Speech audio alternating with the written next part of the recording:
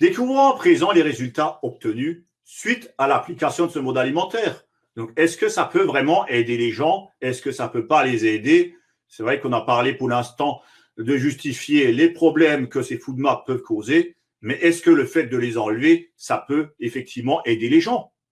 Donc, à ce niveau-là, une expérimentation a également été réalisée donc, chez les personnes souffrant de maladies inflammatoires chroniques des intestins, comme je vous l'ai dit, dont fait partie la maladie de Crohn, mais également des personnes souffrant du syndrome de l'intestin irritable, pour vérifier si, effectivement, le mode alimentaire pauvre FoodMap pouvait les aider. Donc, dans ce but, ils ont sélectionné des sujets donc, touchés par ces anomalies fonctionnelles, leur ont expliqué comment le mode alimentaire pauvre FoodMap va agir, quelles sont les réactions et comment l'appliquer.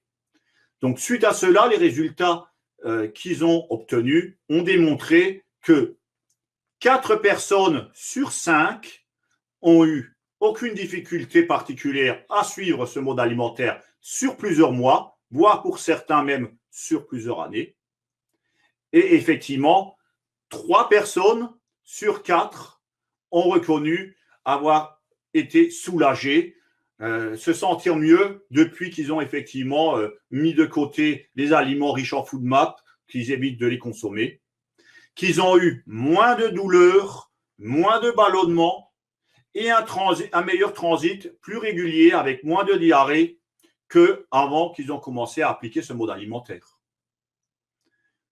Donc franchement, c'est bien la preuve, je veux dire, c'est quand même des résultats 3 personnes sur 4, ça fait quand même 75% de personnes qui ont clairement été soulagées. C'est pas 100%, certes, voilà. Rien n'est jamais toujours, voilà, rien n'est garanti à 100%. Hein. Il y a toujours des personnes qui ont peut-être des pathologies autres à côté, qui du coup fait, même si là il y a un petit mieux, les autres pathologies font que finalement ils sentent pas non plus de grandes différences. Mais 3 personnes sur 4, c'est quand même bien encourageant, plutôt que de dire on peut rien faire, voilà, on n'a pas le choix, c'est comme ça, quoi. Donc ça vaut peut-être la peine de se poser la question et pourquoi pas d'essayer. Hein. Après tout, ça ne coûte rien d'essayer, comme on dit.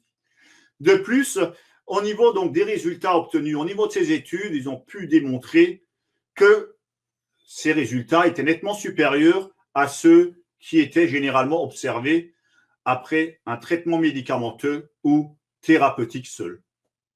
Donc, effectivement, si vous suivez effectivement votre traitement médicamenteux ou un traitement thérapeutique autre à côté, c'est très bien, je ne vous dis pas de l'enlever, mais tout seul, il vous aidera forcément moins que si en même temps, vous agissez, vous vous prenez en main et vous commencez à regarder un petit peu, est-ce qu'il y a des choses à faire, est-ce qu'il y a peut-être des comportements à modifier un petit peu pour améliorer votre confort intestinal et améliorer votre mieux-être et éviter d'avoir un stress, voilà, d'appréhender votre prochaine prise alimentaire en vous demandant est-ce que vous allez avoir des réactions, est-ce que vous allez être ballonné, est-ce que vous allez avoir une diarrhée, est-ce que vous allez peut-être même avoir des crampes intestinales.